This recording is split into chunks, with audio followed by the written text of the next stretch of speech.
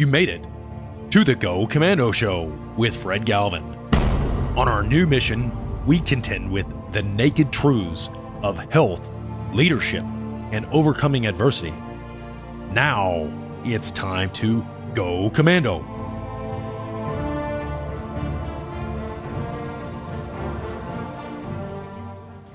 Good afternoon, Commandos. Welcome back to our third and final episode in a three-part series with retired Marine officer Lieutenant Colonel Morgan. Lieutenant Colonel Morgan, as you have listened to the last two episodes, is a retired Marine artillery officer who served as a panel member, also known as a jury member, in our 2008 military trial where I was falsely accused of killing Afghan civilians. In this series, the final three-part episode is where Lieutenant Colonel Morgan and I both look at certain aspects of the American Revolution, specifically the actions of General George Washington and how in the early years of the Revolution, what caused the leaders in early America to want to revolt and what that cost us as a country and specifically our military with those men and women's lives in the Battle of Valley Forge. So stay tuned to this episode. It's going to be taken from the battlefield in Valley Forge, Pennsylvania, as well as outside what is now called Liberty Hall in Philadelphia, Pennsylvania, and specifically looking at those actions in Valley Forge in 1777. That winter as George Washington rode into his winter encampment. And speaking of cold weather, those of us Americans that didn't go to Valley Forge, you can get yourself a nice long sleeve sweatshirt for the cooler days, especially the cold days of winter. And you can go to the website, gocommandoshow.com, and also get you a nice stainless steel tumbler. This is called the Silver Bullet. Great prices on both, and you can access it at the shop on the website, and it helps to support our website, which is greatly appreciated to all the viewers who keep tuning in and keep commenting. Really do appreciate that. So thank you again, and stay tuned for this great show. Hey, Commandos, we have a great show for you. This is on Valley Forge. We are going to discuss, the revolutionary history of America and how we moved from being a group of colonies under the crown of England, and how our founding fathers saw that what King George III had ruled over the colonies, and we were providing a lot of resources financially for his crown and the ruling class of England. And we decided economically as well as religiously to have the freedoms which we now have. And it's very important for Americans that we understand several of these lessons learned of our founding fathers and of early America, that this was a time that a lot of people were thinking about the freedoms of speech, freedom of worship, and the freedom of having our own individual rights. As we talked about in some items that'll be here to come that you'll see, America was very different than it was in England or France. Maybe we're a little further from the flagpole in London, but we could speak our minds, and that's what led to kind of a divided country before the United States. We had people that were loyal to the crown and people that wanted freedom and revolution. That's what we're going to talk about from not a battlefield, but an encampment perspective on Valley Forge and what led up to that and afterwards. So one of the things that I wanted to describe is to set the background of General George Washington is a gentleman who overcame a lot of adversity. And those of you who are leaders and you overcome some obstacles and then you hit something that, whether it's in your family from a death or being fired or number of things that really bring you to the bottom, General Washington had those on a number of fronts. Coming into Valley Forge, not having any food or shelter, Congress telling him he had to come up with it all on his own. So that was not only just severe, but he had the weather to contend with. Snow. His men had often no shoes or they were falling off their feet, and they just start to amputate, which prolonged their life just a few more days normally and they'd literally die shortly thereafter with no anesthesia, no antibiotics, no known science that was figuring out that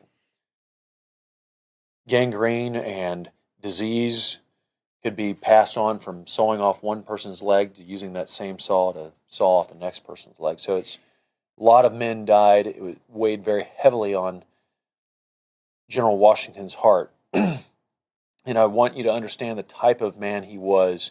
Some portray him as aloof or someone who was cold or meek. He was definitely not that. As many of you who have studied the history of General George Washington, he was a very strong, tall man of 6'3". After some age, whittled down to about 6'2", like myself. It's happened. And some of that age and pain was with him when he walked into Valley Forge, and it was freezing cold, started to snow and then sleet. He had no shelter. He's going through some very difficult times, and what he relied on was not his physical strength. That there's records that showed he used to crush walnuts as a feat of strength, sort of like a strongman competition back then. He did that all up and down the East Coast, Philadelphia to Williamsburg, but he was a man of God. In our country at that time, when they wrote the Declaration of Independence and later in our Constitution, believed in a creator. He definitely was a very spiritual man, and that's what allowed General Washington to be able to go through the trials that he endured, not only from the elements and the environment that you're experiencing in your workplace and your life, but he had his own peers. General Horatio Gates literally was attacking him in front of the Congress daily, trying to have him be, relieved of his command due to the conditions, and, not lobbying for General Washington to have any provisions or accommodations. So he really faced some horrible times, and the threat of, at any time, the British Army pushing in from Philadelphia, which we're going to describe here shortly, and finishing off the frozen, frigid army that was left out in the wilderness in Valley Forge. But he was very determined, and he prevailed, and he did it through what he believed, was the providence of his Creator, our God. And he believed in that, and that's something that when you hit a rock bottom in your life, when there's a trial that you've hit that is bigger than yourself, it's not something that you can just apply 8 or 10 or 12 simple steps. It's something that requires you to change your life. And that's why in those types of situations, you rely upon God, and He is able to change your lives and bring you to a place just like George Washington has, where you had victory and literally changed how America is today. And we were almost, the statistics, and I'm not a statistician, but we were almost not a nation. So today, I want to introduce to you a very close, I call him a friend, and we met while we were in the Marine Corps, and we're going to get into that in later series of podcasts, but this is retired Marine Corps officer, Lieutenant Colonel Steve Morgan, and he served in the Marine Corps for 30 plus years, and we're going to describe that here in a little bit. He started in the artillery field and later became an intelligence officer and earned a few different occupational specialties in between. Hi, Commandos. Welcome to the show again. This afternoon, I have a very interesting show talking about the seeds of the American Rebellion, which led to the Continental Congress and our nation of America. This building behind me was finished in 1732. This is here in Philadelphia, the city of Philadelphia, and in 1732, this was under the empire of the British. So the British Empire owned everything, and the owner of this particular building, this was a government building, but the proprietor of this colony was William Penn, who actually, as a proprietor, owned the whole colony. And in 1732, things were going fairly well. As they began to advance, and as Britain and France started to fight, there became taxes imposed on the colonists. And that became very oppressive as time would go on. And that led us to a a particular evening in December of 1773 in Boston, where the Americans living in the colonies were not Americans, they were British subjects, and they became very upset and began to protest in what is known as the Boston Tea Party, because they were upset of being taxed without having any representation. That led to the phrase, as we well know in American history books, of taxation without representation. So these individuals living in the 13 colonies at that time in Boston started to show their rebellion in the Boston Tea Party in December of 1773. And that led to the first Continental Congress meeting in this building behind me, and this is here in Philadelphia, Pennsylvania. Then what happened was the British Empire imposed, following the Boston Tea Party, an act called the Intolerable Act. In 1775, we had our first act of armed rebellion against England, and those were in Massachusetts as well, just like the Boston Tea Party, in the battles of Lexington, where the British took supplies from the colonies, and the militia went and drove back the British Army. This also occurred on the same date in April of 1775, the Battle of Lexington and Concord. So in between the battles of Lexington and Concord, the colonists had the Second Continental Congress. And in this building directly behind me, 13 members led by John Adams, and John Adams met with only one uniformed person, that was George Washington, and it was decided to have George Washington form an army, and that became the First Continental Army.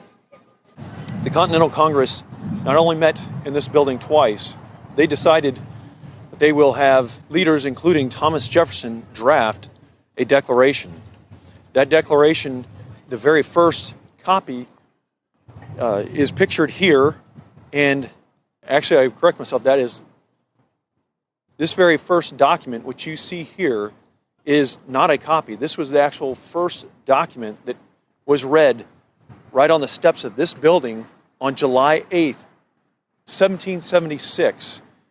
And at that time when it was read, a Philadelphian went inside and took down and destroyed this British coat of arms and replaced it with our American coat of arms.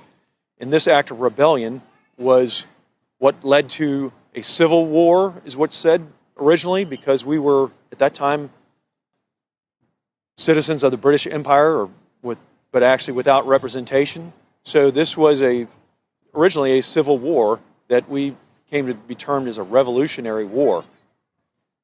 All of the members began to sign this somewhere between the 2nd and the 4th of July, and as Benjamin Franklin signed this, he wept knowing what this would entail.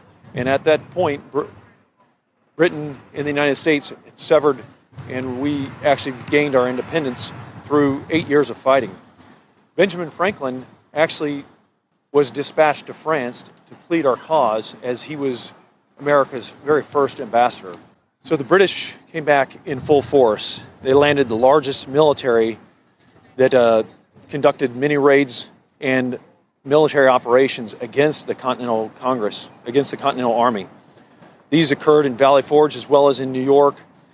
This building behind me, which was the State Building at that time, was seized in 1777 as General Howe of the British Army occupied it. There were officers who were held here as prisoners of war, and this was also used as a hospital. So once General Howe left here in June of 1778, this building was badly damaged but not destroyed as General Howe pushed on the road and battled with General Washington, the Battle of Monmouth. As we know from history, we won our independence, which was finally signed by treaty in Paris in 1783 in the Treaty of Paris. That allowed America to be recognized by Britain and the whole world as a free and independent nation. At that time, we had our very first president, George Washington, and his vice president, John Adams. They met in New York City, where our capital was for the first two sessions until it moved down here and occupied these buildings, as you see these pictures of both the House of Representatives here in Philadelphia, as well as the Senate in the upper chamber, which is on the second floor here in this building in Philadelphia, Pennsylvania. Beginning in 1800, we moved our nation's capital from here in this building in Philadelphia, Pennsylvania, down to Washington, D.C., where it currently remains. And that is exactly how our government came to be, operating out of these buildings as the second of three national headquarters for America. So we are at the Paoli battlefield in eastern Pennsylvania.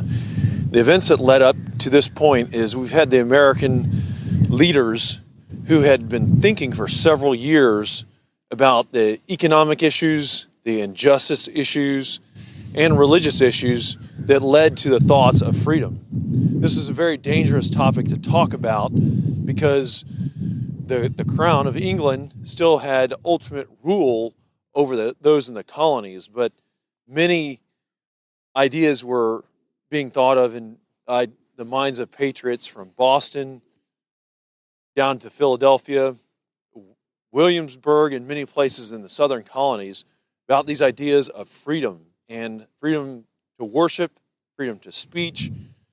That led the founding fathers to craft the Declaration of Independence and to actually take arms. And that led to the American Revolution. So we've seen some of these battles occur up to this point. Some were victories in Trenton by General Washington, and then a very bad loss in Brandywine on September 11th of 1777. And then that led us to the point where we are at here on the battlefield of Paoli, Pennsylvania, of the night of 19 September. So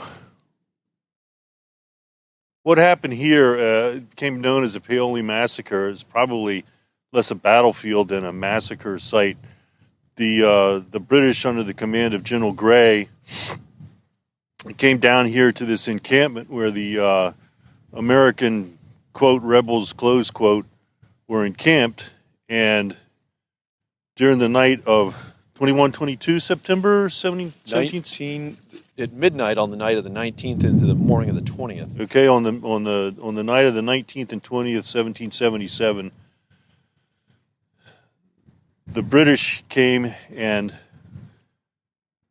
in order to maintain stealth, used only the blade, bayonets by the enlisted, swords by the officers, crept into the encampment at night and began a slaughter of the American troops under the command of General Anthony Wayne. Subsequently, approximately 50 American soldiers were killed during the massacre, and the massacre itself, although the British looked at it as an attempt to diminish and even destroy the morale of the American fighting man, the exact opposite occurred, and the Americans were outraged by the tactics the British used and used the Paoli Massacre as a rallying cry as the war continued. And this is the place where Mad Anthony Wayne got his nickname Mad Anthony, because he was so incensed by what occurred here that he was out for revenge and redemption, especially against General Grey. And we did see some of those atrocities, as were just mentioned, that rallying cry of "Remember Paoli," because it wasn't just a defeat as General Washington experienced in Brandywine, but it was done with such heinous that as Americans were snuck up in the middle of the night, the order was given by General Grey of the British to not spare anyone they could, without any weapons, was put to the sword, and there's cries and screaming, and that echoed in the minds of those men under General Wayne's leadership of the American side that had died right here on this soil in Paoli, Pennsylvania. We are at Valley Forge in the winter encampment of General George Washington in the winter of 1777 through 1778. And some of the events that led up to this point was the British Army had a two-pronged attack, one that pushed down through New York and had several battles with George Washington, as well as another American general, General Horatio Gates.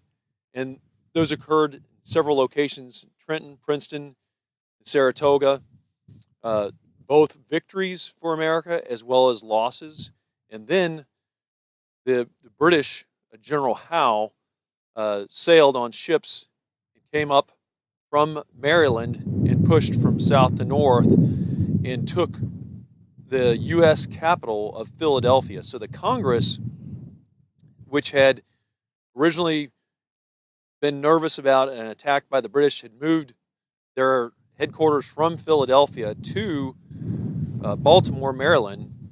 Now the Congress is actually displaced from Baltimore to York, Pennsylvania, which is about 40 miles to our west from this current location in Valley Forge.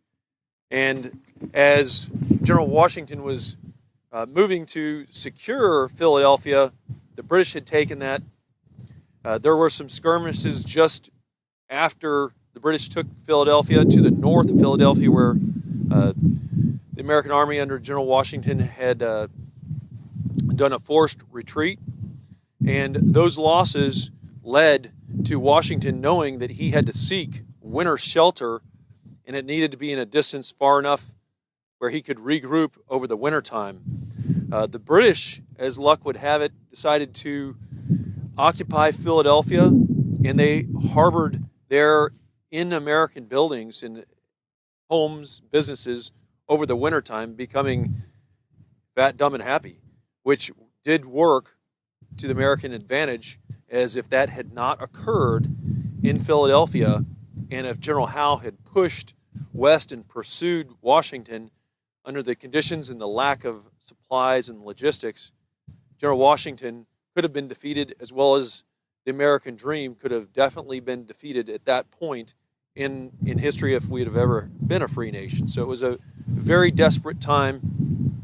And while most were preparing for the Christian holiday of Christmas in December of 1777, General Washington marched his army approximately 20 miles west of Philadelphia and arrived here in this area that we see behind us is the Valley Forge. The British had also had some incursions here where they burnt some mills down and some forges. They were trying to cut off some of the supplies that the Continental Army would possibly be using. But this land right here on this high ground, we're here in December, did provide a very good strategic advantage for a defensive position, allowing General Washington to set up a rudimentary camp for the winter. And this was a very agricultural environment, had a lot of crops in this area, as well as rivers that were key to providing the food and water necessary, and there was some wealth. Now, we'll talk about it later as far as the challenges that Washington faced in not being able to get enough for all of his men. But as we discuss, when General Washington moved in here on the 19th of December, 1777, it was freezing cold. There was snow on the ground. The American Army had not eaten any food in 2 days, and General Washington had been promised by Congress that there would be log cabins, there would be shelter, and there would be food for his army when he arrived. Keep in mind, the morale of an army is not just on the food and the victories, but it is also on the pay. There was incentives to serve in the army. They said if you enlisted, they gave you an incentive of $1, but some of the soldiers had not been paid, so there was some morale issues initially moving in for the winter. Some of the shoes that the soldiers were wearing had completely dilapidated and fallen off their feet. Some of them were just tied together with ropes. Some of them completely fell off, and they were walking barefoot into the snow in this terrain here. And some of them were just rags, cloths tied to their feet. Their feet would eventually, in many cases, freeze, and turning from, red to black footed, where they decided it was best to amputate the foot. These are the days before anesthesia and antiseptic, and that usually led to very rudimentary using saws on multiple people. Unknown, General Washington actually asked one of his professional doctors if he thought there was any type of contamination, but it was not known of how disease could spread from person to person. So that did run rampant across the encampment. So there's approximately 14,000 Americans that were in the Army that moved into this location, Valley Forge, and that made this location the fourth largest city in the entire colonies at that point in time in 1777. So we had a really desperate situation. The morale was not high, even though there were some victories. There were some recent defeats for General Washington. They moved into this encampment, and General Washington wanted to set up shelter. And very soon after he was here, it started to sleet, and with high winds, many of the American soldiers were freezing to death. So it's interesting being out here, and at this time of year, you can probably tell both Fred and I are, it's chilly and we're covered up in gloves. If you can cast your mind back to, I guess probably about 240 years now, you can imagine the rudimentary uniforms, clothing that the troops had, and it was really a tough go. And of course, one of the greatest disappointments for the troops when they showed up here, as Fred alluded to earlier, is cabins were supposed to be, there was nothing here. Nothing was ready for them. They didn't even have tools. They had just, very few pioneer tools that they may have taken in their supply train, such as they were, and they had to immediately turn to building shelters. And we'll look at these shelters here in a few minutes, but it was all really, really very rudimentary. It was a tough go. And one of the things that stands out to me about this is, how things have never really changed. Washington, as a commander in the field, was promised a lot and delivered nothing by Congress. And so, as the story unfolds here in the next few minutes, you'll see that he really had to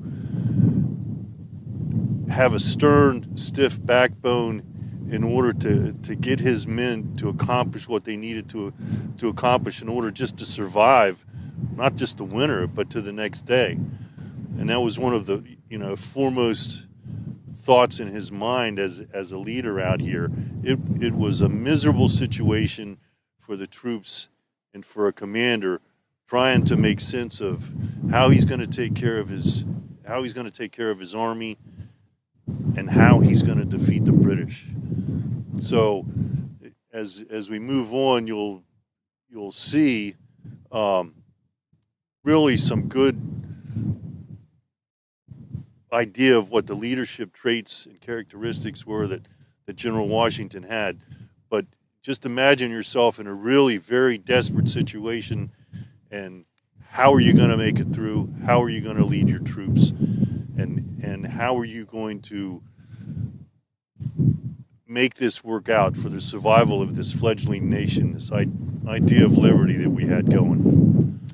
And several people are unaware of the amount of enlistment length.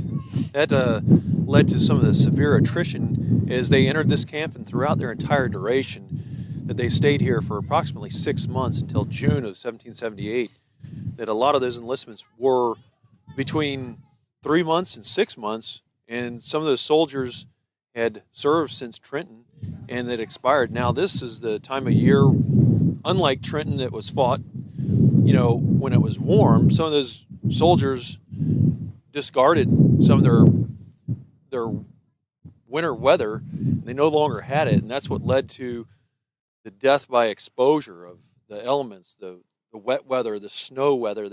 Many of those soldiers were walking in here, and the British who had occupied Philadelphia said we could find the American army because we could see them from their blood trails that were on their feet as they bled marching in. Some people just made rudimentary leather moccasins from some livestock that they'd killed.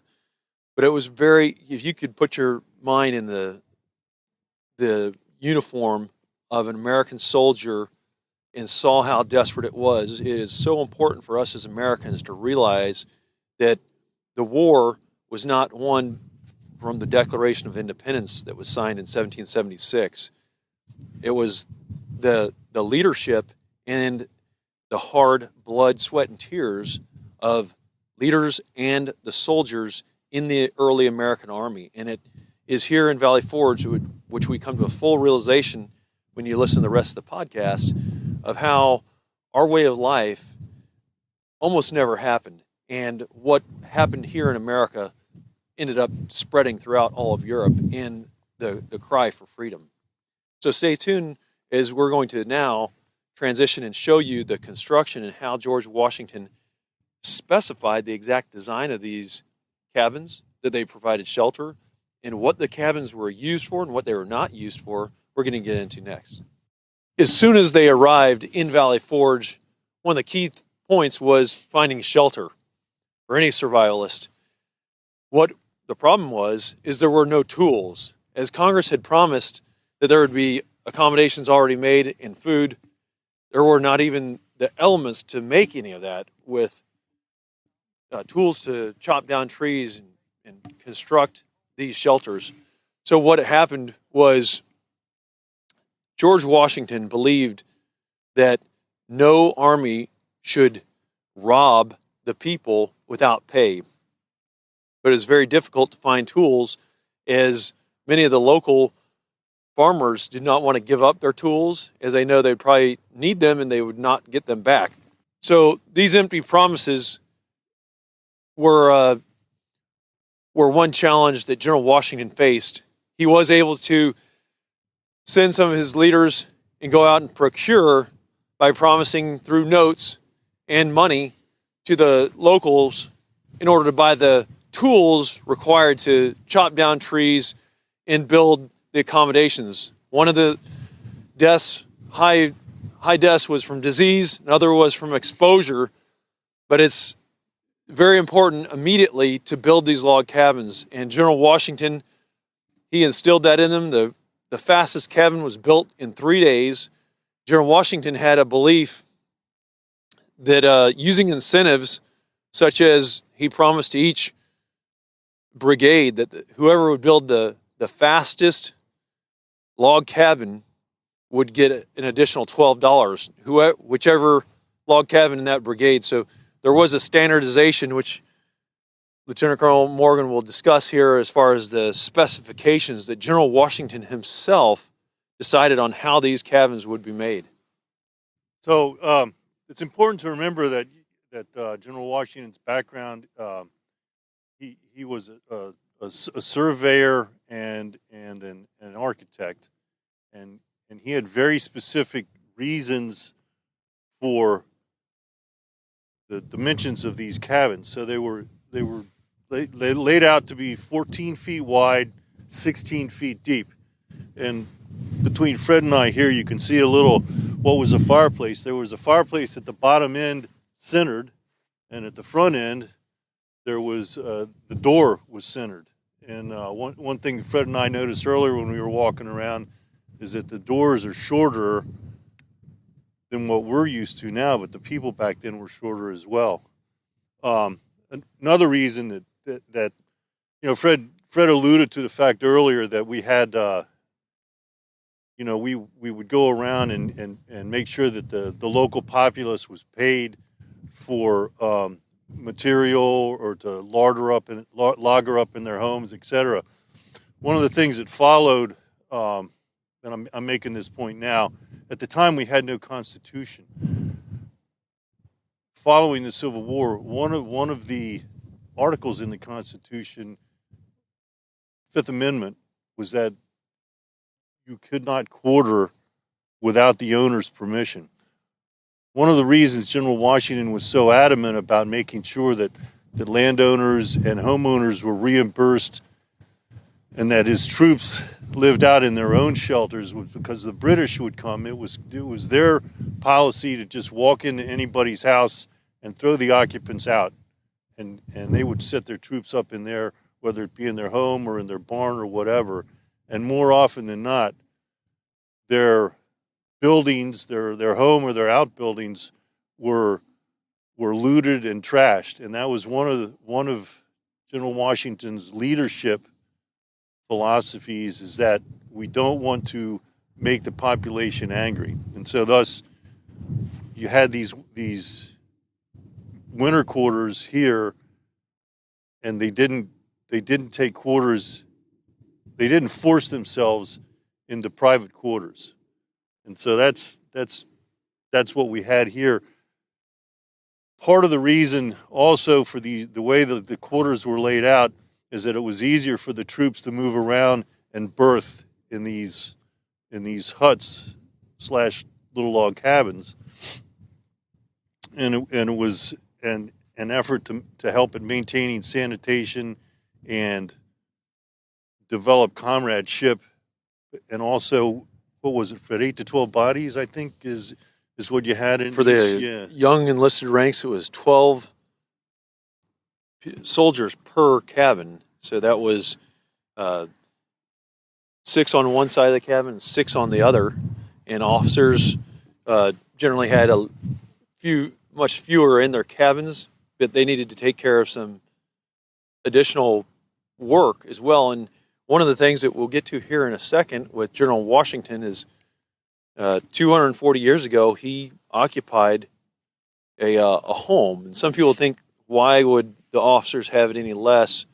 Well, in that day and age, most of the privileges that the officers had were, General Washington could have located himself in York, Pennsylvania, hours, or by horseback several hours, but 40 miles west of here, and petition Congress. But he sought to be here with his men the entire winter and never left the encampment. But it was essential that he get food and get shelter and get supplies so that the American dream, which was this revolution, would not die, as it was nearly just 20 miles away. The British Army could have pushed in here at any time and easily and quickly defeated a demoralized, attriting army that every single day these soldiers were starving to death, they'd freeze to death, and then they'd often whistle a little tune at the end of the night, which let others know that several were planning on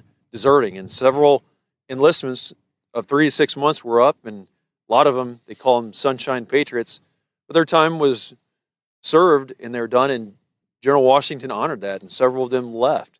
They knew the coming winter would lead to more hunger, probably an attack by the British. They were very demoralized. There was reports coming in of what was going on in Philadelphia with especially the women folk of Americans left back there, and what the British were doing with them in Philadelphia, and what they possibly, likely, highly trained and supplied British military would do to the American forces. So there was some demoralization, and that's one thing that we'll get to with a key leader here in a second. But General Washington really instilled with his officers and junior leaders that these cabins would be used for certain purposes and not used for other purposes. And one of them was, this was to be used is berthing, to sleep and recover, that the day would be spent, this fire would be utilized for warming them at night so they would not freeze to death. But during the day, it was to be up looking for ways to improve these positions, to build these cabins, and then later it was to instill drill and military tactics and food. But this fire pit in each, the cooking stoves were outside, away from the homes, to prevent disease from being spread inside here. So there was high standards of discipline that some of the accounts talk more deeply into those matters. But if somebody did not maintain those levels of discipline, they would get 40 lashes, and those were meant to punish somebody very severely, but allow them to still continue to work. There were many mistakes that were made for every single rank in the Continental Army, from those early victories where the men in the warmer seasons discarded a lot of their cold weather clothes, and they suffered for that, for not having those clothes, and many died of exposure. And then that became instilled later on, that we will not discard, those essential items that we need for future battles. The same thing with the standards of hygiene. The next thing that we'll talk about here shortly will be the standards of military tactics, which in this day and age, the American Army was looked at as a very poorly trained in military tactics in comparison to the British Army. And General Washington knew the British had a serious tactical to strategic advantage with their logistics, supply lines, as well as their military tactics, and how they had been trained professionally. And that's where one of the opponents of General Washington, who was himself a British-born citizen, Horatio Gates, General Gates, had made fun of General Washington as having basically a lesser trained, and he was not an aristocrat. He's not sophisticated as General Gates, and that General Gates should be leading these men. But General Washington knew that the cause would be lost if General Gates were to assume the command of the Continental Army as commander-in-chief down here in Valley Forge. Okay, so we're back again. We're just, what you saw us just a few minutes ago when we were out in the base. So this is the interior of a cabin. As you can see, it's pretty rudimentary, but for those Marines watching that have been embarked aboard ships, it's a lot of room here, especially in the old days. So this is it. You'd come through I don't know, Fred, can you get me all right without the sun? Here I go. So you'd come through the center hatch here, and as I said, it was centered. And then the way they have this laid out for display is there's 3 bunks to the rear and 3 bunks forward over here. But for a berthing space for 12 troops, you'd have the same thing across here, and so you'd have 3 for 6, and then over here you'd have 3 for another 6, 12 altogether. And this would be your typical enlisted troop shack right here. You had the fireplace. If they were lucky, they had dry wood, and you'd have a good hot fire, good seasoned wood. If not, they had to spend a lot of time out here cutting down trees and collecting firewood, and it would be green wood, and so it would not necessarily throw as much heat, but it would also throw more smoke, and so it would be smoky in here. But you can see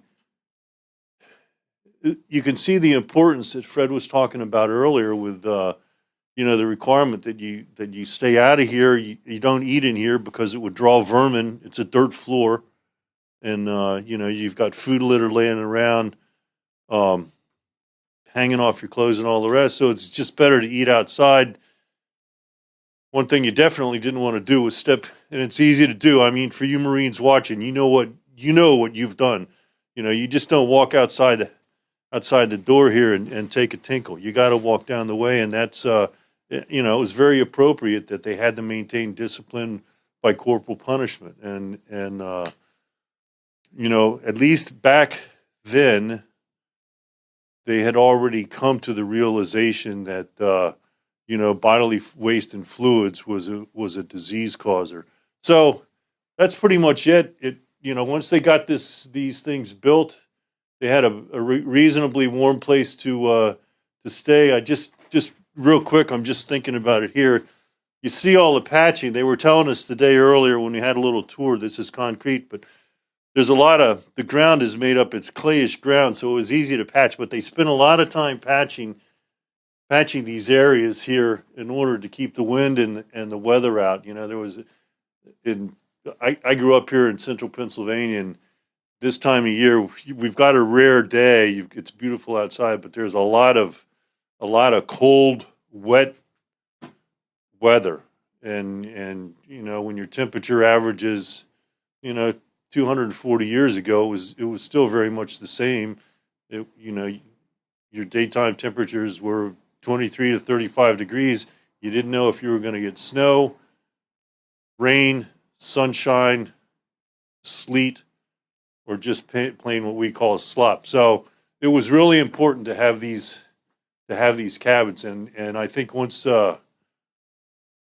he got these cabins built and underway, it was really a morale booster for the troops. So yeah, good job. One of the important characters in General Army's Revolutionary War Army was a gentleman by the name of General Mad, it was his call sign, Mad Anthony Wayne. He was a Pennsylvanian, and he knew this area very well. And we discussed him prior this morning, as you may recall, during the Paoli Massacre. That was the rallying cry. It was an outrage to Americans that the British could come in with fixed bayonets and swords and not fire around, but just to kill, brutally massacre so many of the soldiers in General Wayne's army. So the statue behind us is of General Wayne, and his key important role here in Valley Forge was, we had just finished discussing the importance of shelter. The next important thing was food. And General Washington knew this, as the men had arrived here in a 2-day march. They had not eaten a single thing for 2 days, and it took them a total of 5 days until most people had any food, and it was very scarce and in limited quantities, often just rudimentary onions and some broth, and then to get an actual animal, some flesh, in the early days of Valley Forge was very difficult. So that being said, General Washington came up to General Wayne, one of his subordinate commanders, and gave him a real morale reducer. And that was telling General Wayne that he was going to temporarily relieve him of command and place him in charge of ensuring that the Army would have the proper amount of provisions. As most of these soldiers were dying, it was due to disease. They weren't necessarily from starvation, but they just did not have the strength to do anything without any kind of food. And Washington knew how important this was, so he placed General Wayne in charge of an organization that would go out as far west in the hinterlands, and Colonel Morgan will explain this here in just a minute, how far he traveled and to the extent but it was the necessary lifeblood to keep the Army going. So,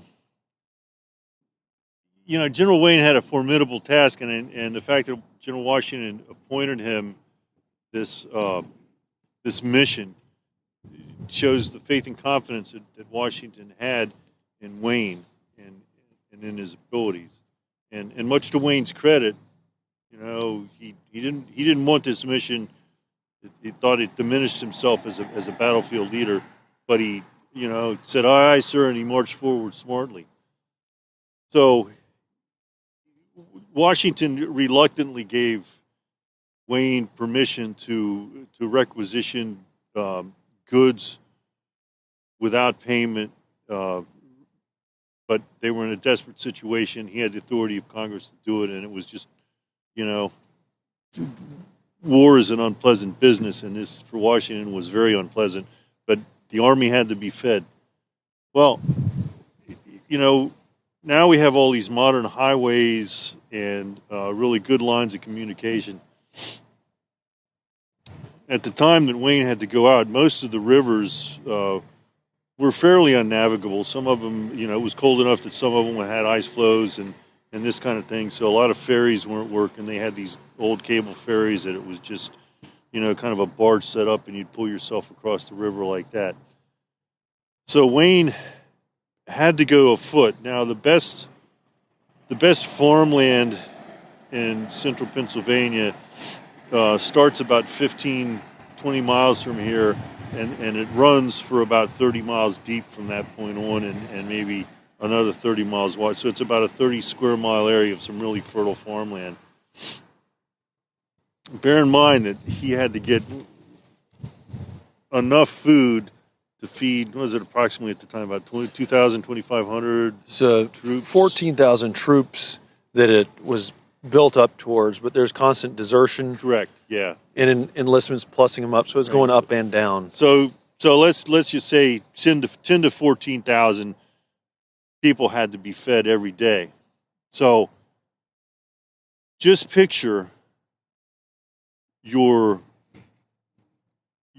horsepower, your literal horsepower, your horses and mules and some oxen, who they themselves did not have enough food, having to go as far afield as 30 to 45 miles over muddy, just hardly improved roads, and these roads would freeze at night, thaw in the day, freeze at night, thaw in the day, or maybe even not thaw in the day, and it was just really ugly terrain.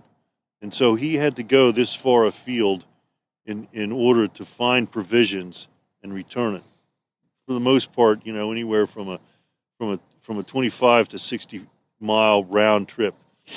Throw in the fact that people knew that he was scavenging the countryside, and so they would do everything that they could to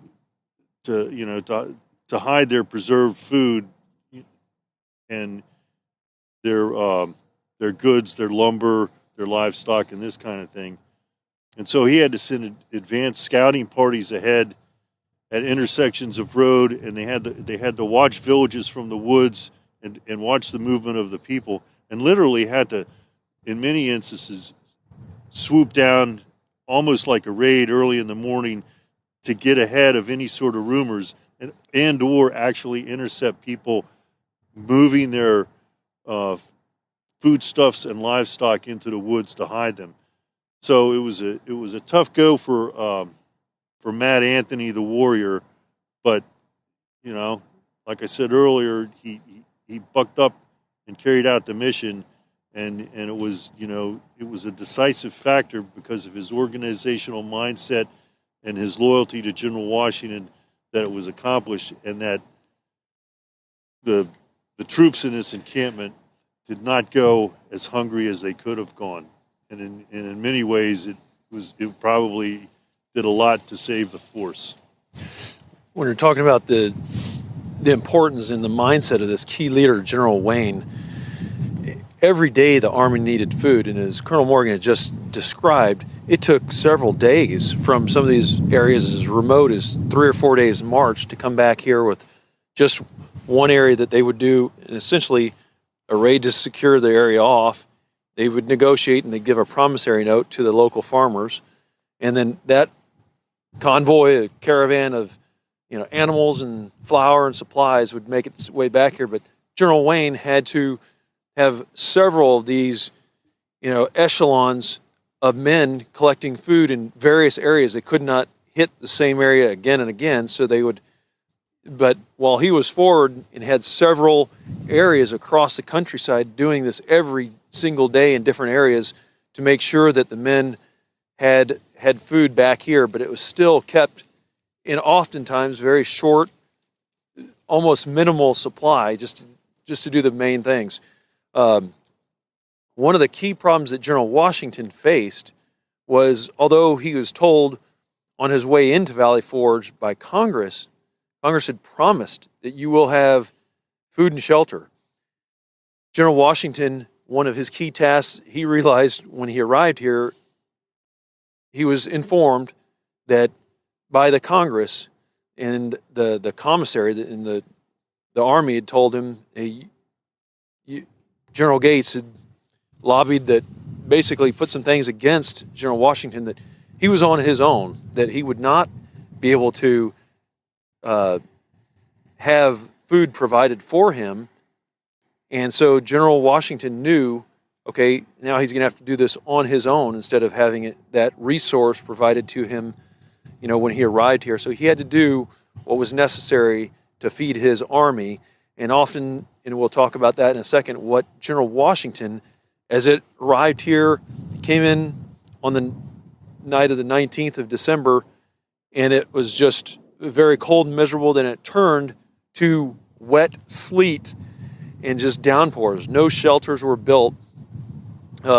General Washington was faced with what to do. He himself wanted to do a raid into Philadelphia and to destroy General Howe decisively. He knew that they would most likely be drunk and be celebrating on the night of Christmas. The Brits would be in there just having a day. And General Washington wanted to do a raid into Philadelphia to attack the British on Christmas Eve, as he knew they would be drunk and celebrating. One of the hard facts that General Washington had to realize is the Army's morale was so low. They had no food. They were frozen to death almost. And that pushing in, a 20-mile forced march at night into Philadelphia to go into the attack on Christmas Eve, although it's a good idea to hit the army of the British while they're drunk and not alert, it most likely he would have no men left to march all that way in, because they just didn't have the shoes, the clothing, they had no food, no way to sustain that. So General Washington scrapped that plan and decided, I'm going to set up here for the winter, and I'm going to have to do it on my own.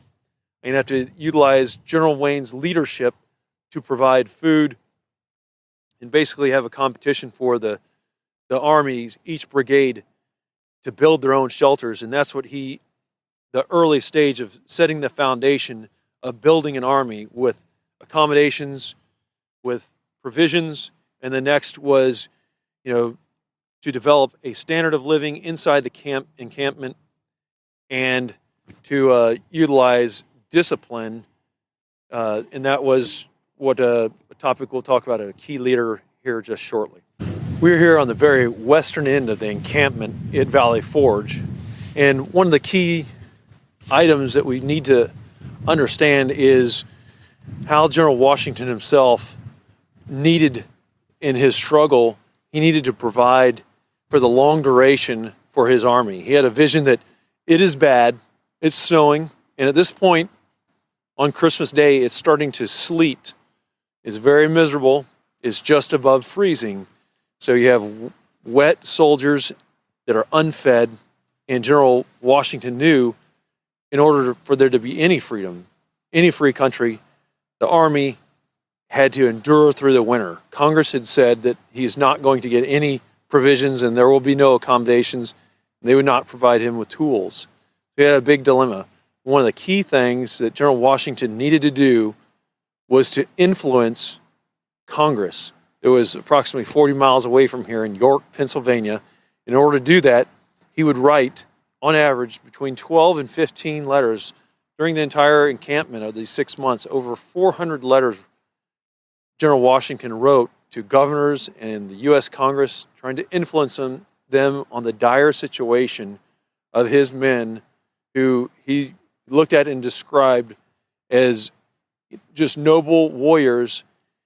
But he did this in order to ensure that there would be some form of repayment for the locals who would provide tools and food.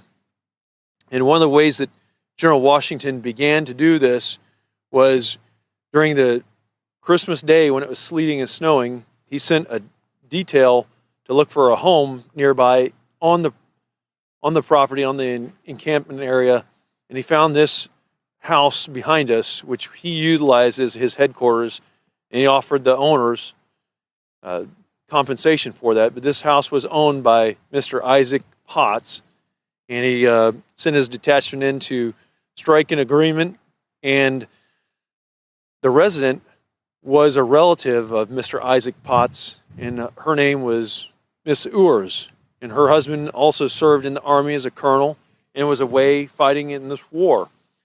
She had a discussion that she was not happy about this. She disagreed that this was not part of the freedom that they should have in America. But when General Washington himself entered these doors on Christmas Day, 240 years ago yesterday, she had a few words with General Washington. And one of the key leaders that every American should understand is a gentleman who was the Marquis de Lafayette, a nobleman from France, who was approximately 20 years old.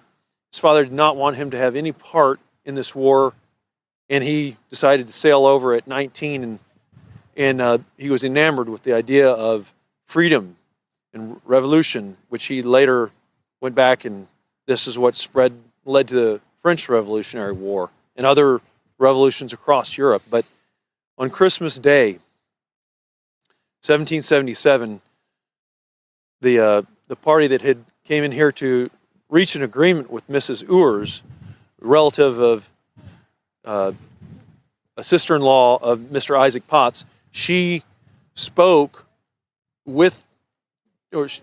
Urs was having a conversation directly with General Washington in front of the Marquis de Lafayette, and he was amazed as Lafayette spoke to several of the soldiers in General Army's headquarters detail and asked, "Is that how women in America speak, especially to military officers?"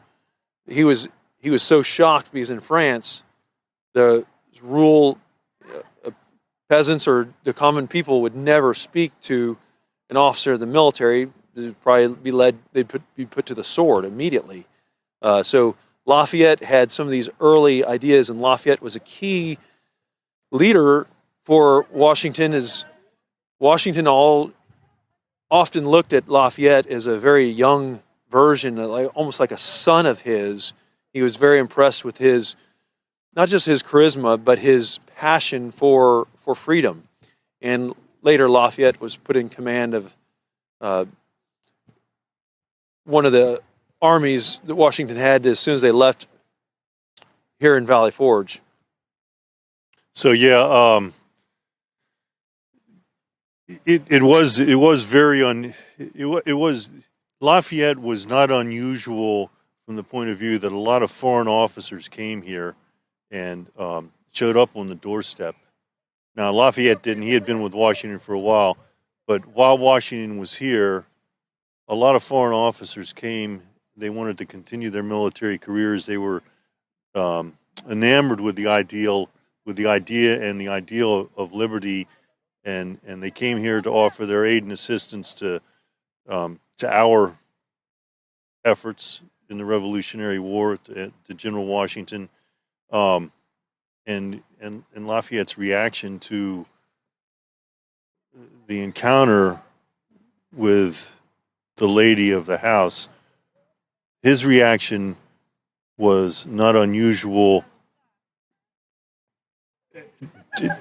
It was not an unusual reaction for him to have, just as the other foreign officers who came here were shocked to see that kind of behavior, how freely the lady of the house spoke to the general, but how freely the troops would speak to their officers and seniors, and that was something that was unique about our army in all the world, but it was also part of the foundation of what we were fighting for our liberty. You had a right to speak up, you had a right to voice your opinion, and at the end of your enlistment, if you wanted to leave, you had done your duty and you could go, and they couldn't continue to press you into service, and you couldn't continue to be conscripted. So a lot of what was seen here by the outsiders that came by was the importance of liberty and freedom, and actually what we were fighting for. And that, was some of the success that his advisors took back to Europe with them. And I don't know, is it called the Enlightenment or not, Fred? I forget. But as Europe began to become more democratic, some of those lessons were actually learned or had their starting point right here on this ground. So Washington ran his staff in here. He did a lot of administrative paperwork. There's a cookhouse back there. He had a full staff to provide, such as the food was. But he held meetings here. He held briefings. He entertained here in the evening. All of these things that you would expect a general to do, and a higher member of society back in those days. But he always had time to take time. He always was able to take time out of his day to walk the lines and see the troops and get some direct feedback from them. But this was the center point of everything that Washington was doing during the time here at Valley Forge, and his administrative paperwork, as Major Galvin mentioned earlier, that was an extremely important part of his mission, was to sit down and write letters to congressmen, governors of the states that were supporting the revolution, businessmen, anything he could do to support the Army, support the cause, and push the movement forward. And so he really had to do a lot of work here. Eventually, I guess in February, his wife Martha showed up. Is that when it was, or maybe late January? Around Not that exactly time? sure on the Yeah. exact date. But eventually, his wife came here, which was not unusual in those times. And I think Fred, you talked a little bit about there were a lot of women in the encampment. 500 women during this time period in Valley Forge. That these were often not just wives. Sometimes they were sisters. Sometimes they were relatives of the soldiers that either because of they immigrated here and joined the Army because of the pay, or they had nowhere else to go. Possibly their homes were looted or burned, but they had nowhere else to turn, no other family members. So one of the things that Washington, after he had been in Valley Forge for a week, and there was the rainy, sleety weather, he had to begin to look to sustain this army for the long term. And he was unable to do really anything except for give directions on how to build accommodations, give directions on how to plan and go and seek the procurements for food. But the next was how to sustain that the long term. He did that by influencing the leaders above him in York, Pennsylvania, in the Congress. This situation here was desperate so that he could immediately write letters every day to everyone he could to gain a foothold and to sustain this army. The other thing he had going against him was some internal adversaries. And everybody in life, if you're a leader, you're going to have people that throw rocks at you. The higher you go, some of these people will seek your destruction, whether you were Julius Caesar or here Washington. General Washington had a fellow peer of his. He's actually lower in rank. General Washington was the commander-in-chief of the Army. And Major General Horatio Gates, who had won the Battle of Saratoga, mainly due to the efforts of Benedict Arnold and his courage and his initiative, breaking out of jail and leading that charge, where he believed, and it was reported that Gates had actually cowered down, but Gates was credited for that, of which Washington sent representatives to assist. But now, at this time period, Gates is in York with Congress in York, Pennsylvania, and he's influencing them, sowing the seeds of doubt and discontent with congressmen. And all winter long, it was described that General Washington is incompetent, he's not in command, and he sent a gentleman who was a colonel, and General Washington did not know that he had received any promotion because General Washington was the head of all promotions as the commander-in-chief of the Continental Army, and he never received any information that he had been promoted. But General Washington was a very shrewd individual. He did understand that most likely what Conway was saying, that he'd been promoted to Major General and was the Inspector General of the American Army. That's what was announced very early on to George Washington when George Washington occupied this house. A possibly colonel, but General Washington knew him to be a Major General and the Inspector of the Army, but he didn't let on. He approached General Washington in his house, and he said he was inspecting the conditions of the Army here, and he found it his opinion that they were not well kept, and he was going to report that to Congress. General Washington did not fear and was playing this gesturing back by saying, tell the Congress that the Army is in a desperate situation, that they need provisions, they need tools to build accommodations. So the moral of this story is, in this house, Washington was fighting to have Congress provide those essential elements that his army needed to rebuild and be able to fight in the future. And Washington knew it was a desperate situation. He needed, money to pay for food, and he needed accommodations, and he needed to train his army. And one other key individual, which we'll get to here in a second, was a leader who came here besides Lafayette. As Colonel Morgan had mentioned, there were several individuals from Europe that the word had spread about this revolution and fighting for freedom, and many fighters came here. This became even tiresome for Washington to hear of some other people seeking glory. But one gentleman that we'll get to here in just a moment was a key leader that instilled that discipline that actually laid the foundation after food and accommodations and the essentials were based by the leaders that Washington had. The next thing was to instill the discipline in the army.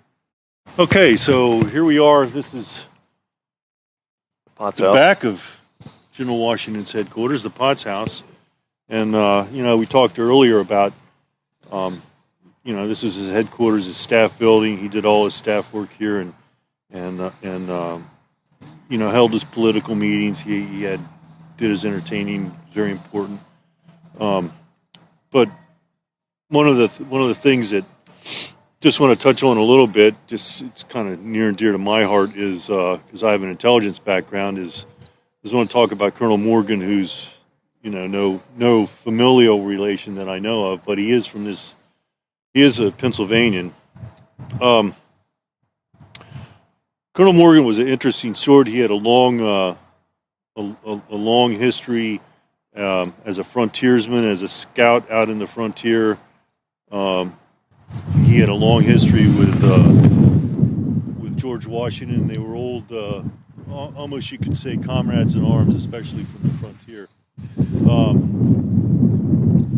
He had a merry group of men, informally known as Morgan sharpshooters, and that's what they were. They were an early form of American sniper, but also in that it came with they did a lot of scouting and Fred, some of Fred's fort, they did a lot of reconnaissance, but Colonel Morgan also, he had his own little intelligence network, and he gathered intelligence from all over. And basically what it was is like, it's just information gathering and coming up with what is a very reasonable idea of what the enemy's doing, what his movements are, maybe what his intentions are. Colonel Morgan had people down in Philadelphia work in the city. I don't know, Fred will talk about it in a little bit, but in some parts of Philly, the gentry's homes were occupied by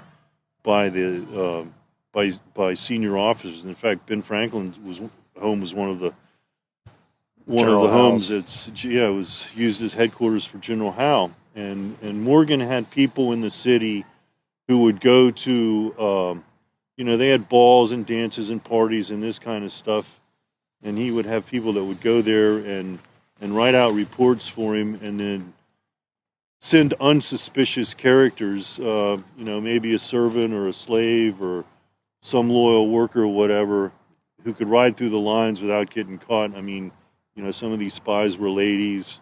Some of these spies were wealthy loyalists who pretended to be, on the side of the Tories. So that was an early, if you will, a spy network. He had guys down on the docks in Philly, guys in the social scene, and then he had, he had folks all over the countryside, determining, getting a real feel for where the people were, what was a friendly village, what was an unfriendly village. So that was one.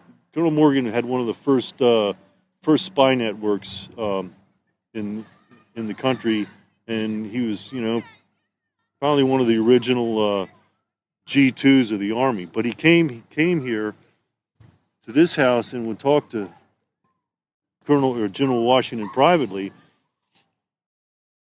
and he made sure that he would talk to him privately. And I would imagine, I haven't read this anywhere, but I would imagine he may have even at times come out and stood under a tree out in back of the house and have a private conversation, just like Fred and I are standing here now, because the walls in that house are thin and the echoes are wide. And so he was very, I think Fred said it pretty well. He had his own, he had his own personal classification system. And if there were things he didn't want anybody else to hear, he made sure that he pulled General Washington off to the side. And he really didn't care who he may or may not have offended by having a private conversation with General Washington. So Colonel Morgan is just one of the interesting characters in the winter at Valley Forge. And so, Fred, I'll pass it back over to you.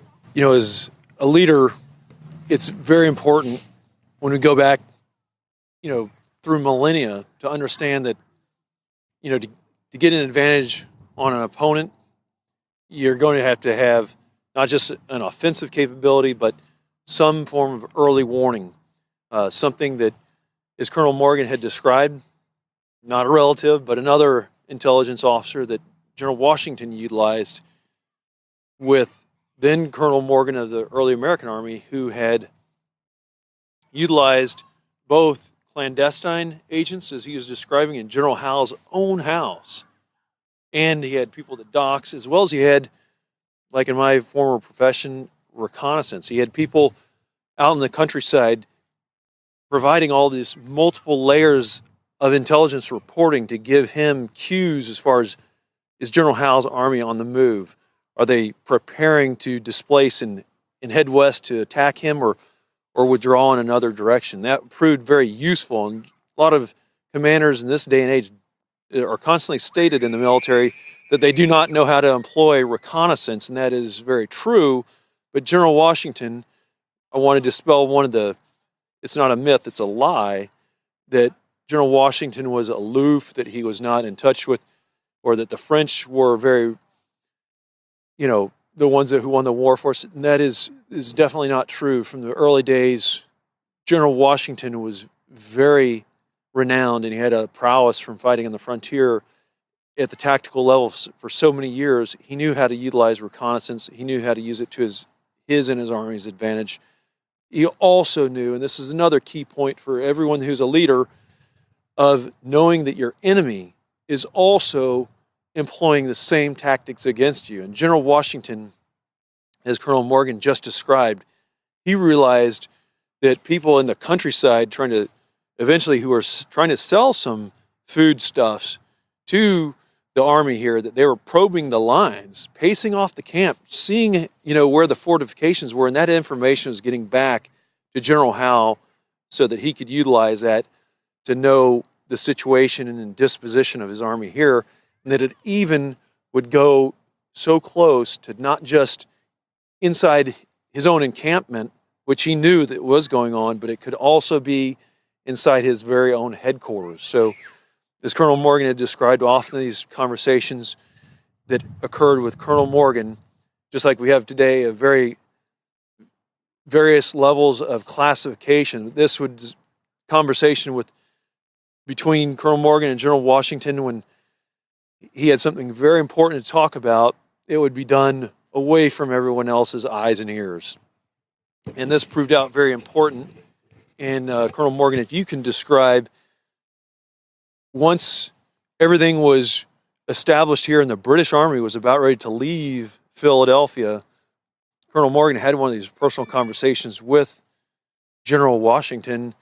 And what is one of those times that when General Washington and General Morgan, or Colonel Morgan and General Washington had a private discussion where General Washington knew it was time for him to move from Valley Forge and to take action? They had their change of command down there. When you had change of command between Clinton and Cornwallis, between the Howe brothers, and Clinton and Cornwallis took over, but they were going to shove off for New York. Yes. And that, you know, you're making that movement. That's a good time to strike. That information was brought back here to the general, as I recall, and that was and it was good information. Morgan brought back good information, and he was sure of it from multiple sources. And so they when you're leaving town, it wasn't really a retreat per se, but you presented a vulnerability by turning your back. And so, I think at that point, Washington decided now is a good time to strike, and it eventually led to the Battle of Monmouth, which kind of put the end of what was going on here, and it made a good continuation of the war for Washington.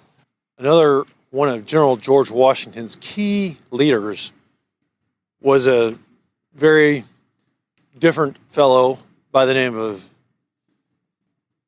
Baron Frederick von Steuben. He's a gentleman who fought for 30 years from when he came in the Prussian army at the age of 16, and now he is 46 years old, where General Washington is approximately 42 years old at this point in time of the Valley Forge encampment. Now, General Washington wanted to have some of the aspects of a professional, disciplined army. He knew that the army he had was very good at fighting in the hinterlands, where there's some vegetation and some mountainous environments, where he's successful throughout his military career when fighting enemies in that environment. He learned a lot from fighting the enemies and some of these rebel type of tactics. But the British Army, he knew he could not stand toe-to-toe with the British Army in open terrain. British Army was renowned in the world during the 18th century as having a very highly disciplined and militarily advanced army that could employ in three ranks, fire at the rate of 3 volleys per minute, which at that time, with the weapon systems that they were using, which range is approximately 7 meters, could be very lethal to his force that was not as prepared in their weaponry, with both accuracy, reliability, the maintenance. He wanted a very professional army, much like the British, that could stand toe-to-toe. And to get this, he needed a professional soldier. With all the freedom fighters that were making themselves available to General Washington, one that stood out as being very different was a Baron von Steuben, who, when he first arrived, went to Congress and did the meet and greet and the courtesies there in York, Pennsylvania, and was told that he was basically to be loyal to General Gates, who was not a known friend of General Washington's. And then Baron von Steuben came out and served for General Washington, supposedly as his inspector general, but General Washington employed him in a method to show the discipline and to form what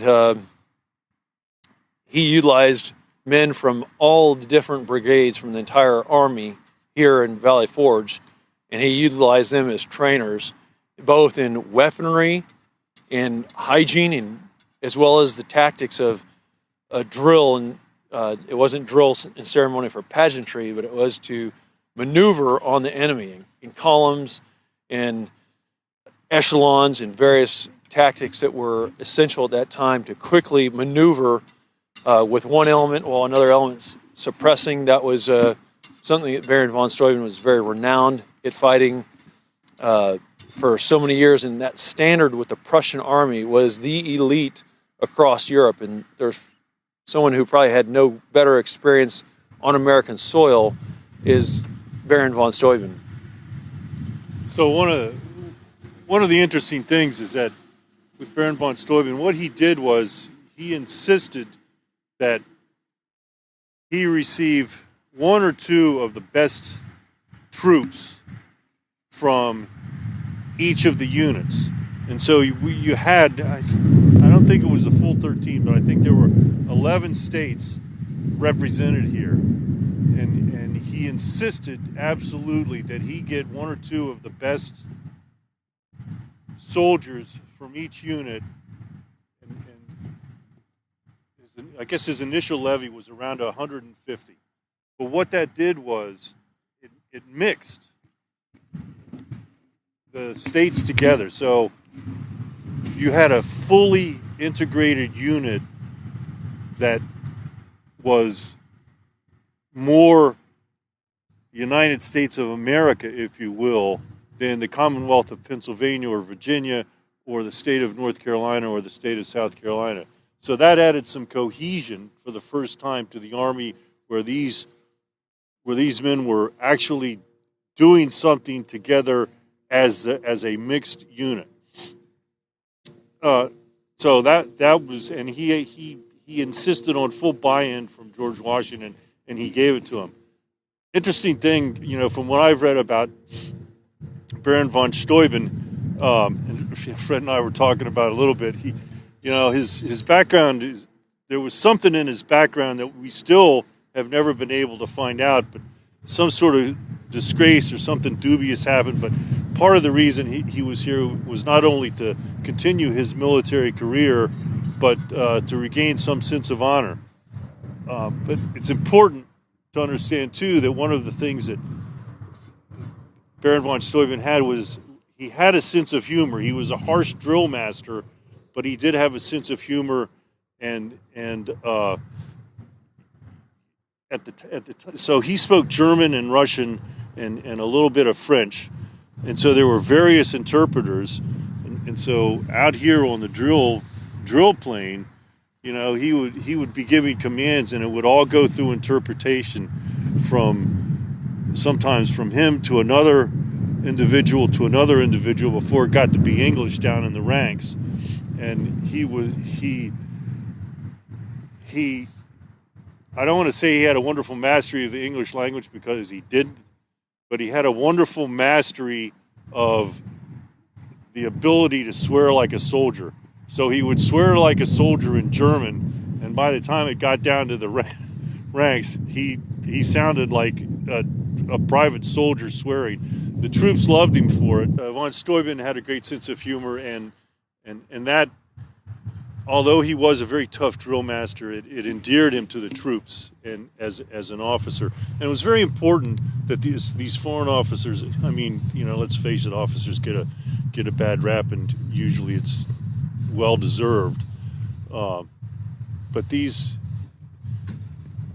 foreign officers had to prove themselves to the troops, and I think, from my interpretation and understanding of von Steuben, it was his sense of humor. Had he not had his sense of humor in dealing with the troops, his demanding drill master performance would have put them off. But the point is that he had an understanding of the mindset of the American soldier and how to make them wheel and march without having to go down and break their heads with his swagger stick.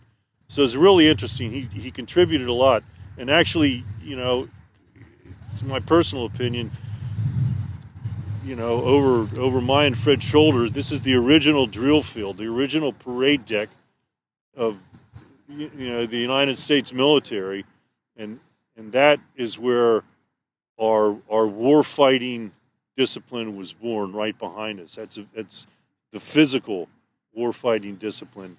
It's a very important piece of ground as far as I'm concerned, and it's kind of neat to see that. I can just imagine you can take, from the looks of it, you could take a really sharp drill instructor and put a battalion of Marines down there and just have a good afternoon. And from what my discussions have been with Fred when it comes to drill and ceremony, we'd be sitting up on here on the hill watching it, not down there doing the marching. Some of the things that we do know about Baron von Steuben is he was a true baron, but his baronness was purchased, but he owes, actually some research showed that he was actually not the rank that he claimed when he came over and spoke to the U.S. Congress, but he was his highest rank was a captain. But irregardless, he was what was desperately needed by General Washington, and he was the best tactical individual that could instill this discipline right in the field that we see behind us to the American Army, which led us to success at that point in time.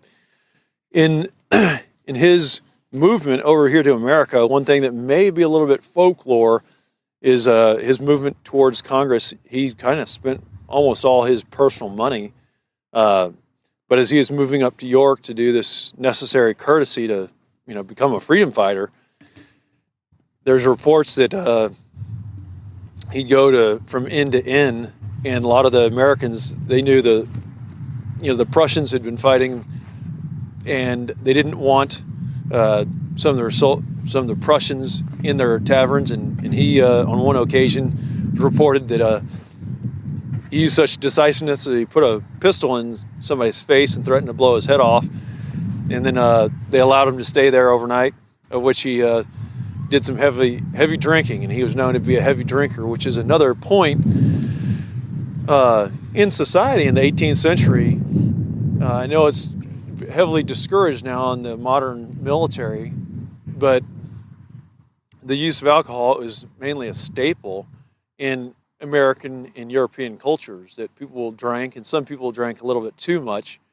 And Barron was one of those people that could, I think there's a phrase back then, they call it getting deep into the cup, which meant it had probably a little bit too much and he was drunk oftentimes, and he would drink fairly heavily. But I think that's a tactic that he utilized to get to know the men. And although he knew that General Washington needed that help, and he wanted to be close to Washington to influence him and update him on the status of his training, and General Washington would go out and observe the training, but he wanted to live in a wooden cabin and be close, and he'd go cabin to cabin, and he really wanted to know the men. And one of the facts we've also come to find out is the black insignia that was on his cap, Baron von Steuben, was a holdover from the Prussian army of being associated with the rank and file foot soldier, the grunts of our days, the infantry. And even though that, whether it was a captain in the Prussian army or he's a senior advisor for General Washington, he knew that it was important to get the pulse of the soldier on the ground and to understand that and to train him and discipline in order to lead. And that's what this parade ground behind us, what Colonel Morgan had explained, that laid the foundation of how America was able to develop our army, and that led our successes in what turned out to be an 8-year war for our independence against the British. A couple other things that are key points here is Baron von Steuben was training this army. The Marquis de Lafayette was at the same time, arguing with the French, or sending them letters to the French court to have the French intercede. And how they first did this in France was they didn't want to go into direct combat against the British because they'd been at war for a long time. So their first initiative with the French was to hit some of the islands, the Spice Islands in the Caribbean, which had a lot of sugar and spice, were very lucrative. And that caused the British, once the French attacked these key islands in the Caribbean, the British had to lighten approximately about 5,000 forces from Philadelphia to be sent down there, which lightened up General Howe's forces in Philadelphia, which did later become a serious advantage for General Washington when he'd have to face him later in 1778. A couple other points key here as well is, despite how some people want to tell about American history, as Colonel Morgan just had alluded to and discussed, this was a very integrated force. And there were slaves as well as other African Americans who fought in this force here on Valley Forge, or who were trained in this encampment on Valley Forge and then later would fight. So it was very uncommon in that day, in the 18th century, to have whites and blacks fighting together, and that didn't happen again until the Korean War, where it was integrated as such. Another element is, as we discussed before, there was up to 500 women that were providing care in hospitals for those that were dying of disease, being treated for exposure, having amputations done. General Washington's own wife, Martha, when she made it down in the spring, she felt completely compelled that she herself would serve, even if it was just to reinforce the morale, which General Washington himself would do often. But Martha Washington spent a great deal of time and even shamed some of the other officers' wives for not being more a part of the assistance along the camp. But there was a lot of, from young women and young children, doing various tasks, running errands and notes for the Army. But it was every man, woman, and child, literally, here in Valley Forge was in the fight, literally, to make this the Army that would lead us to victory in America. So in the spring, when Baron von Steuben arrived here, many things were happening. He was training this force. Lafayette was influencing the French to lighten up the British in their efforts in Philadelphia. But we thought possibly around May timeframe, at the latest, there would be some kind of activity. And there were little skirmishes back and forth between the British and the Americans here. But it was not until June that Colonel Morgan, in charge of the spy network of the American Army, realized from his spy network that the British Army in Philadelphia was moving. And he had credible information from the docks that ships were leaving with supplies and forces out of Philadelphia, and that the Army was preparing for a march at night. General Howe knew that no one should talk about it. He gave strict orders because there was a lot of mixing of, the women had, shared their companionship with the British Army, and that word he knew would be leaked out very quickly. So on very short order, the British Army packed up. There was a change of command. General Howe was basically soft relieved, and Generals Clinton and Cornwallis took charge and moved the preponderance of their army to New York on foot in very short order. And the British, there in June 28th of 1778, were sitting around for 6 months getting soft and fat, literally very heavily fat, and they were not prepared to deal with the harsh, as they left. George Washington pursued them because he did not want them to take New York. The British Army has not been used to that type of humidity and heat in Europe, and they were very unprepared physically as they were pushing very aggressively by foot overland in thick wool coats, as our American Army referred to them as lobster backs. But it was a very desperate move by Generals Clinton and Cornwallis, the British Army, that led to a lot of their death by heat exhaustion. Men were just collapsing, even officers, out of shape, and just the harsh environmental conditions and the pace that the British Army tried to maintain.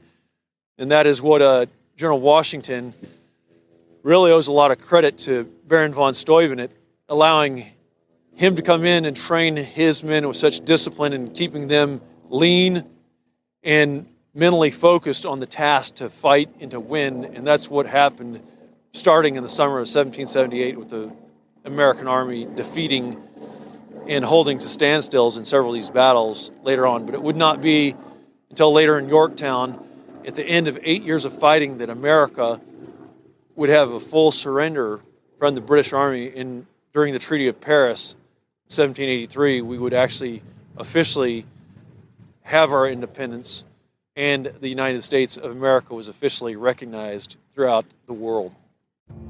To all my fellow grunts out there who in your youth felt it was your duty to protect us, I salute you. And thanks to the listeners of the Go Commando Show who labor on the farm, who are sweating on the construction site, putting forth your very best at the office, you are making a difference. Support the Go Commando Show in our pursuit of bringing you the highest quality professionals. Infiltrate the website at gocommandoshow.com, where you can view all of the podcasts and arm your team with incredible deals on health supplements, commando clothing, and equipment. Every time that you get a good deal, it supports the show. What deals? When you purchase anything from the website, Amazon, healthcare supplements, you're covering our six. And to the ladies on the team, when you outfit yourself in the super sexy threads from Naked Zebra, and yes, I'm talking about in fuego, you are firing the sniper shot for our commandos. How else can you support? It's simple. You smash the follow and subscribe buttons on our social media. That is how you support us bringing great guests to talk about serious subjects, not the mainstream media's fake news.